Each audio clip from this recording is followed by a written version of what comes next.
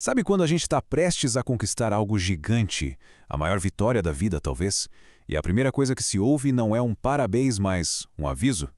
Pois é exatamente essa lição surpreendente sobre sucesso e humildade que a gente vai mergulhar agora, direto do livro de Deuteronômio.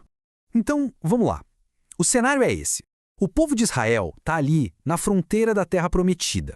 Eles estão prestes a entrar numa conquista que, vamos combinar, parece impossível. Enfrentar nações muito maiores, muito mais fortes do que eles. E o desafio pela frente? Olha, é monumental. A gente está falando de gigantes lendários e cidades com muralhas que chegam até os céus. O palco está todo montado para uma vitória que seria lembrada para sempre.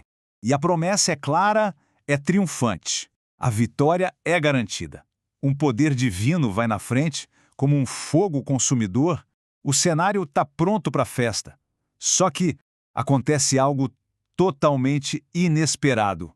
Em vez de já começar a planejar a comemoração, o discurso dá uma virada de 180 graus.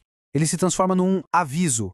Um aviso bem sério sobre o maior perigo que eles enfrentariam depois da vitória. O próprio orgulho. E aqui está o ponto central de tudo, um desafio direto à natureza humana. A grande advertência para não olharem para si mesmos e pensarem: a gente mereceu isso. Foi a nossa retidão que nos trouxe até aqui. Isso aqui revela um conflito que é universal, né? De um lado, a ilusão. Aquela historinha que a gente se conta sobre merecer o sucesso.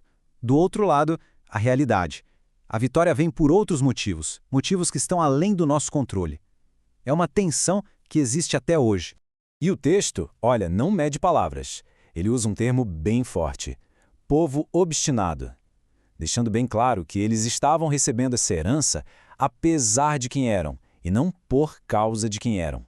E para que não ficasse nenhuma dúvida, a narrativa abre o livro de história deles e começa a apontar para uma série de fracassos, começando pelo mais famoso de todos, o incidente lá no Monte Horebe.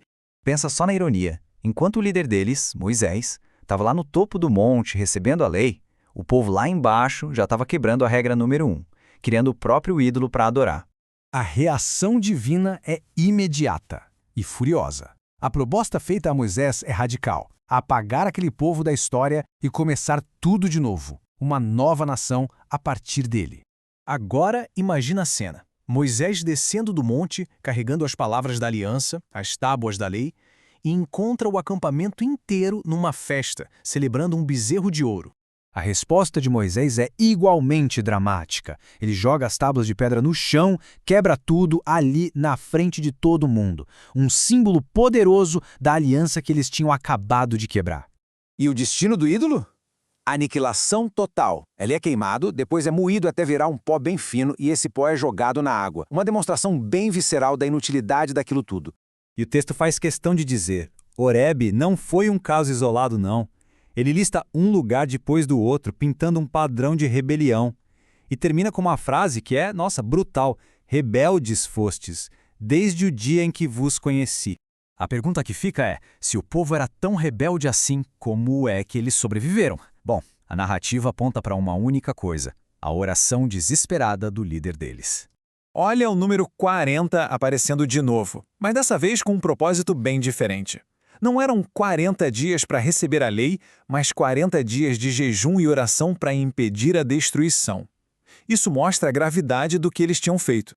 E veja bem, a oração não defende o mérito do povo. Pelo contrário, ela apela para as promessas antigas de Deus, para a reputação dele entre as outras nações. É um apelo à memória divina, não à justiça humana. E tudo isso, no fim, nos traz de volta ao ponto principal: a verdadeira razão pela qual a vitória estava batendo na porta. E não era mérito, era graça.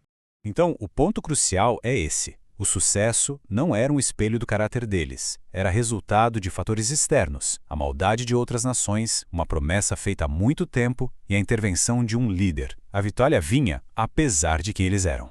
E essa é a grande lição. Os maiores presentes, as maiores heranças, nem sempre são conquistados por merecimento. E lembrar disso, lembrar disso é a base da humildade. No final das contas, o texto deixa no ar uma pergunta muito poderosa sobre a memória. Como é que se conta a história dos próprios sucessos? A gente lembra só da vitória, ou lembra também da jornada, dos fracassos e da graça que permitiu chegar até aqui? A resposta para isso talvez defina não só a humildade, mas o próprio futuro.